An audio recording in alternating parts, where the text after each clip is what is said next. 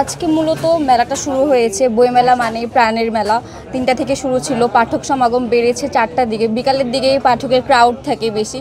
আর মূলত আমাদের এখানে নতুন আপনারা সবাই দেখতে পাচ্ছেন, এবার সংসদ ভবনের প্রেক্ষিতে এবার আমাদের প্যাভিলিয়নটা সাজানো হয়েছে। তো এখানে সব ধরনের বই পাওয়া যাচ্ছে। উপন্যাস আছে, ফিকশন, নন ফিকশন, থ্রিলার। আপনারা পদ্মজা পেয়ে যাচ্ছেন। তারপর পদ্মজা এবার নতুন একটা সিরিজ এসেছে, আমি পদ্মজা।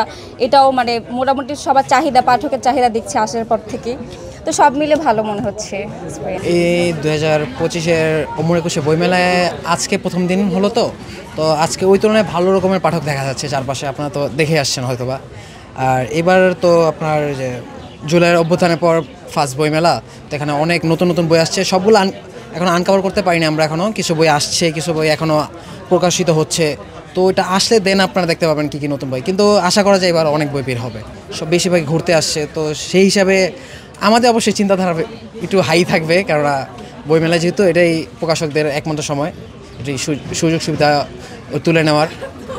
তো ওই হিসেবে দেখতে গেলে জি আমাদের প্রত্যাশা অনেক বেশি। দেখা যাক, এখন 28 তারিখে বোঝা যাবে।